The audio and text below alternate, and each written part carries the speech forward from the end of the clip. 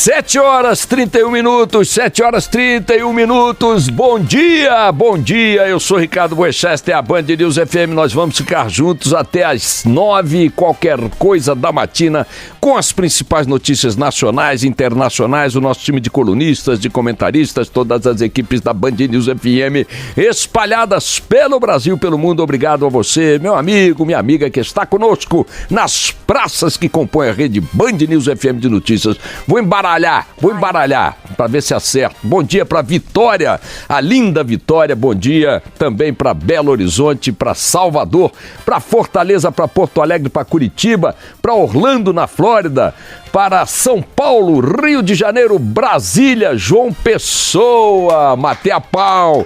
Salvador hoje comemorando os 12 anos da Band News FM na capital baiana. Nosso abraço para todos, um abraço para você também, meu querido Luiz Megali, para toda a equipe do Café com Jornal, o melhor telejornal matutino da televisão mundial. Bom dia, Megali, bom dia também para Rafael Colombo, nosso elegante Rafael Colombo, lá no Band News TV. Sintonize agora a TV Bandeirantes ou Band News TV, você terá as imagens ao vivo aqui dos estúdios da Band News FM no Morumbi, Zona Sul de São Paulo. Um dia nublado e tal, depois de uma chuvinha de ontem para aliviar a secura, boa parte do país recebendo algumas gotas do céu, depois de muita seca, muito incêndio. Não mudou a situação, muito grave ainda continua a situação climática, com a seca prometendo voltar aí, a secura prometendo voltar logo depois deste fim de semana, mas já é um alíviozinho. A jabuticabeira lá de casa agradece, os passarinhos também, as flores e a natureza. Bom dia também a você que está em outras regiões, países, continentes, galáxias sintonizados aqui na Band News FM. Acompanhe as imagens do nosso estúdio pelo Facebook e outras muitas plataformas que não existiam no tempo do nosso Hugh Hefner. E por isso eu rendo aqui mais uma homenagem ao Hugh Hefner, o Steve Jobs de minha geração, nos deu tantos bilhetes para viajar para o além nas páginas de suas revistas. Lá se foi o Hugh Hefner com 91 anos, 78 casamentos. O último deles, a atual mulher do criador da Playboy, era 60 anos mais nova que ele. Eu era um alucinado, né? Era bom de fazer revista, mas ruim de casamento, viu? Bom dia, Calabigato. Bom dia, Felipe Bueno. Salve.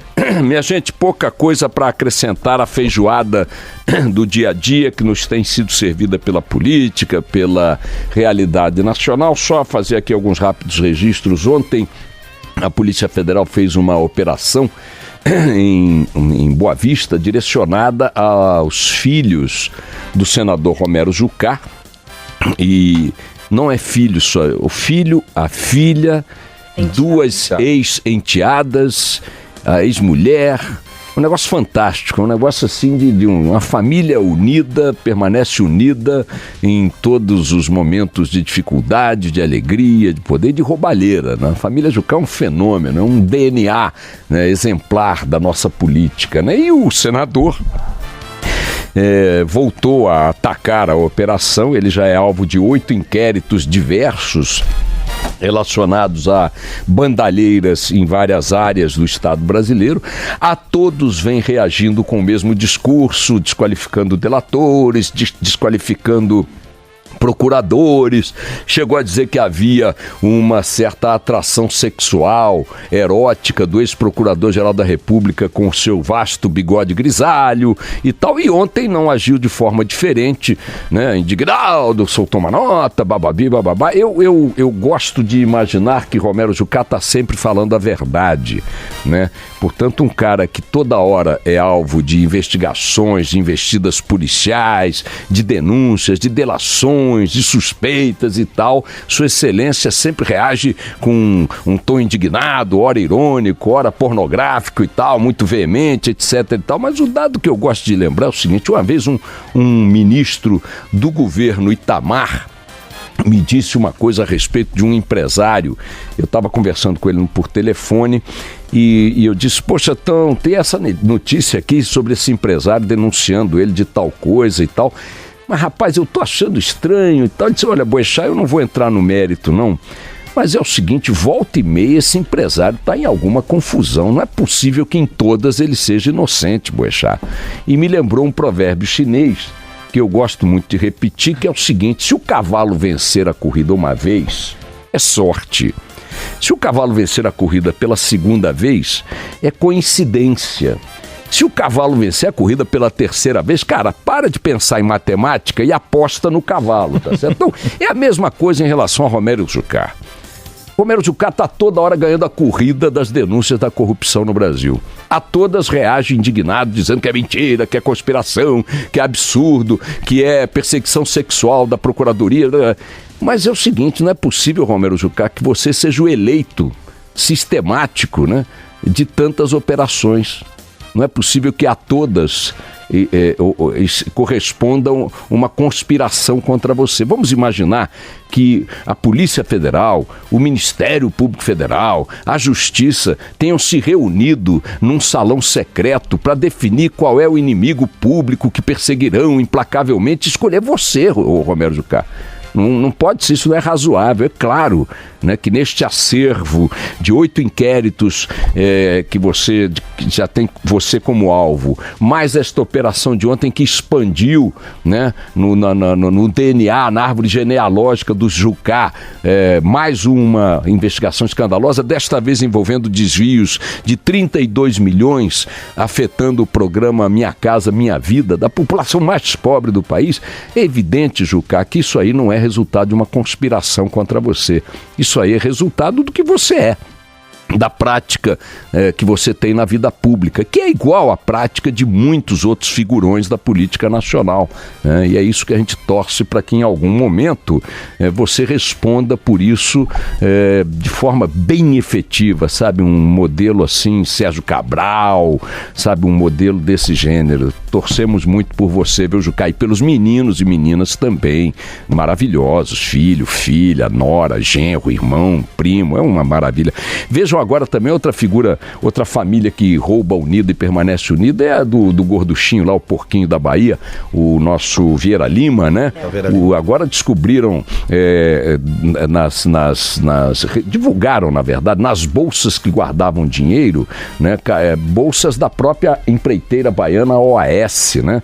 Estão contando lá as notas em série, notas que saíram direto do sistema bancário já com série, ou seja, notas que foram recebidas do próprio Banco Central, passaram rapidamente pelo banco e foram para a mão, para o cofre dos Vieira Lima, para ver em que data essas notas foram produzidas pela Casa da Moeda e, portanto, poder rastrear um pouco o curso que essas cédulas de 50 e 100 reais percorreram até chegar ao cofre Tio Patinhas de Salvador. E tá lá o irmão do Gedel Vieira Lima, que é um deputado parecidinho com ele, uma coisinha assim, né, rechonchuda, meio leitãozinho, né, e também batendo no peito, que eu não tenho nada com isso. Tem digital, tem nota, tem o diabo, e os caras continuam navegando no discurso do tô indignado. Outro que se disse indignado ontem foi o Renan Calheiros, e desta vez apontando o dedo para um velho parceiro de partido, Eduardo Cunha. O Renan Calheiros deu declarações ontem dizendo que Cunha tenta me incriminar, Cunha tenta me envolver, etc. e tal. Também indignada a reação dos amigos de Aécio Neves e do próprio Aécio Neves diante da decisão do Supremo Tribunal Federal, que mandou ele ficar em casa das 6 da tarde às 6 da manhã, uma espécie de reclusão, como é que eles chamam agora? Recolhimento domiciliar, não pode sair, bares do Leblon protestando e tal, e o Senado se preparando terça-feira para revogar essa punição, essa restrição imposta pelo Supremo Tribunal Federal. Para que não haja ali uma decisão que possa ser vista como uma afronta direta a uma decisão da Suprema Corte, estão tentando ali uma jabuticaba, que é o seguinte: desengavetar um projeto que está parado no Senado há muito tempo, de uma ação direta de inconstitucionalidade, que está na gaveta do Supremo, há muito tempo, no qual o próprio Supremo reconheceria, a partir de um pedido de ação direta de inconstitucionalidade, que não tem autoridade para afastar parlamentares do exercício de seu mandato no Congresso. Só o próprio Congresso poderia fazê-lo. Se até terça-feira o Supremo decidir que de fato não lhe cabe essa autoridade, essa decisão vai ser feita pelo Pleno do Supremo, isso produzirá o álibi legal para que a decisão da primeira turma que mandou recolher o Aécio Neves à noite em casa caia por terra. Teremos então a seguinte situação: não será o Senado da República que afrontará uma decisão do Supremo negando-se a cumpri-la numa sessão plenária de terça-feira que vem. Será o próprio Supremo que afrontará uma decisão do Supremo a pretexto de não produzir uma crise institucional. Enquanto suas excelências discutem o caráter institucional do que fazem, a gente fica se perguntando dentro do ônibus, dentro do trem, na fila do hospital, na porta da escola destruída e etc e tal, onde enfiamos as malas de R$500 mil recebidas pelos parentes de Aécio Neves, com gravação, com filme, com cédula, com o diabo a quatro. Tá bom, não faz uma crise institucional não, a gente está apavoradíssimo com a crise institucional. Os 13 milhões e 300 mil desempregados estão por aí circulando, estão em pânico se houver um ataque de pelanca entre os veinhos do Supremo e os malandrinhos do Senado. Está todo mundo muito preocupado. Ai, meu Deus, sabe o que eles vão fazer se houver uma crise? Vão bater os carros oficiais um diante do outro, vão jogar o café em cima um do outro, vão rasgar togas e paletós, vão demitir assessores especiais, vão abrir mão de mordomias, vão duelar em praça pública, jogando as passagens aéreas internacionais pagas pelo contribuinte. Ih, vão se negar os jatinhos da FAB. Olha, cuidado com a crise institucional entre o Supremo e o Senado em torno da questão de Aécio Neves. Cuidado, minha gente. O país pode vir abaixo. Agora, o que a gente faz com as malas de dinheiro? Mantém o Aécio Neves lá, ok. Contorna a crise institucional, ok. Saem todos felizes, arrotando autoridade, sobriedade, superioridade, ok. E faz o que com a porra das malas de dinheiro? Onde é que enfia? Não me deem ideias estranhas. Onde é que enfia? Então, nesse lameiro todo, continuamos nele, a mesma feijoada e tal. Vamos ver o que a semana nos reserva. Daqui a pouco o Rodrigo Orengo não dá os panorama direto de Brasília. E eu quero, só para concluir, me fixar em duas manchetes hoje.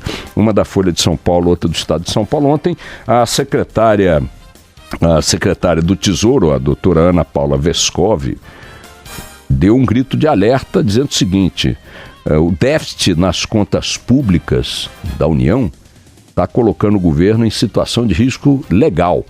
Por quê?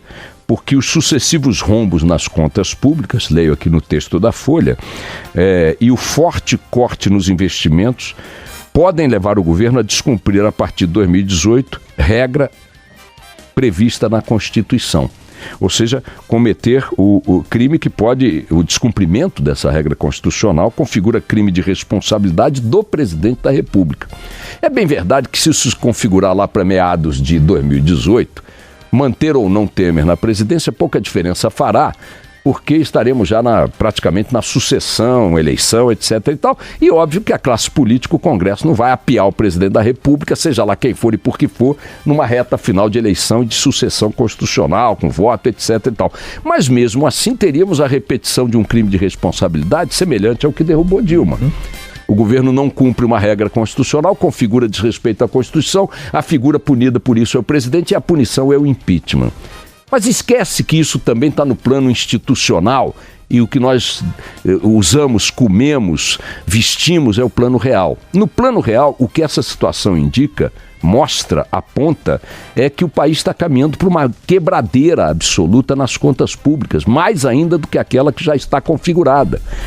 Este ano talvez consigam fechar sem incorrer nesse descumprimento constitucional de desequilíbrio de contas, porque o BNDES vai injetar 50 bilhões, vai devolver, digamos assim, 50 bilhões de recursos da União que tem em suas contas para a própria União fechar as contas federais. Ano que vem, estão pretendendo que o BNDES faça o mesmo tipo de repasse, algo como 130 bilhões de reais. Mas há resistência dentro do BNDES a isso, resistência técnica, de muita gente também. Se não acontecer essa chupada de sangue direto na jugular do BNDES ano que vem, as contas não vão fechar. E dar-se-á, portanto, o crime de responsabilidade, legal do presidente da República e tal, e mostrando que nós estamos num buraco fiscal monstruoso, num buraco de conta pública monstruoso. A outra manchete que ajuda a temperar esta é que, sabendo-se que as nossas contas públicas estão fora de controle, porque o governo gasta mais do que arrecada e a arrecadação está caindo, esse é um problema sério também, sabendo que a realidade é essa, ou seja, o Estado brasileiro tem despesas correntes, tá certo? Salário, conta de água, gasolina, jatinho da FAB e tal, que não cabem dentro do que ele arrecada. O que faz o cidadão, o que faz você quando o seu salário não dá para cobrir as despesas da sua casa? Você vai lá e vai cortando primeiro as menos sérias, né? As mais descartáveis, para de sair de noite, não dá dinheiro pro filho ir pra festa, não sei o quê, cancela a viagem de férias, né? Não compra uma roupa nova, não tem presente de Natal, não tem festa de 15 anos para filho, e por aí vai. Cada um vai apertando o colarinho da forma que consegue, né? Vai cortando. E quando chega no limite, começa a cortar o essencial. Começa a cortar a educação, tira da escola particular, bota na pública, começa a cortar transporte, em vez de ir de ônibus, a pé se vira, começa a cortar material, começa a cortar saúde, né? Começa a cortar um monte de coisas essenciais até chegar na comida. Começa a atrasar a conta, vai diminuindo o padrão da alimentação, etc. É isso que a gente faz, é isso que as pessoas fazem. O governo não faz assim. Quando ele começa a gastar mais do que arrecada, ele mete uma máquina lá, começa a emitir título público, de dívida pública, começa a vender com essa taxa de juros imoral que a gente paga aí para rolar a dívida pública. E aí, num Estado que gasta mais do que arrecada, e muito mais do que arrecada, a outra manchete a que eu quero me referir é a do Estado de São Paulo. Servidores tentam barrar ação que limita teto salarial. Categorias como as dos juízes e dos auditores fiscais pedem que indenizações, como eles chamam, sejam excluídas do cálculo do teto salarial. A nova investida do governo para tentar impor limites aos penduricalhos que elevam salários de servidores públicos para além do teto constitucional de R$ 33.700, do teto legal de R$ 33.700 por mês, deflagrou uma disputa com categorias como as de juízes, procuradores e auditores fiscais estaduais. O deputado relator do projeto que estabelece essa limitação, o senhor Rubens Bueno, do PP do Paraná, tem sido pressionado por sindicatos e associações desses servidores para livrar do alcance desse teto verbas como auxílio moradia, auxílio creche, bônus de eficiência, não é bonitinho? Bônus de eficiência. Isso é muito bom, né? Isso é maravilhoso. Bônus de eficiência. O cara tem um trabalho, tem um emprego, que tem um salário, tem uma função. Aí ele cumpre a função prevista no emprego, no contrato, tá? E em cumprindo isso, ele recebe uma grana. Se ele cumprir direitinho, ele recebe uma grana. Bônus de eficiência. E aí você pode incluir, viu? Auxílio educação, auxílio moradia, auxílio viagem, auxílio rebimboca, auxílio bolsa de estudo para filho maior de idade, auxílio para lá, auxílio para lá. E os salários são esses que a gente vê por aí. 200, 150, 300. Outro dia um juiz não recebeu 500 e tantos mil reais em Minas Gerais? E dizia que ainda tinha 700 mil a mais para receber. E no papel estava certo. E aí é isso. Então, de um lado, o navio está adernando pelos buracos no casco, e do outro, essa rapaziada, e não são só essas categorias citadas aqui, são também aquelas outras, não, as estruturas de gasto, os gastos com combustível, com viagem, com mordomia, com assessor contratado sem concurso, com manutenção, é uma loucura no país inteiro. Os caras, o Estado brasileiro e seus integrantes são de outro planeta. Não agem, não reagem como os mortais, como os bípedes, diante de situações idênticas. E isso, evidentemente, muito além de qualquer crise institucional dessas que estão enchendo nosso saco, é o nosso problema central. O Estado brasileiro está fora de controle, a sociedade não manda nessa porcaria e isso é péssimo. Vamos lá.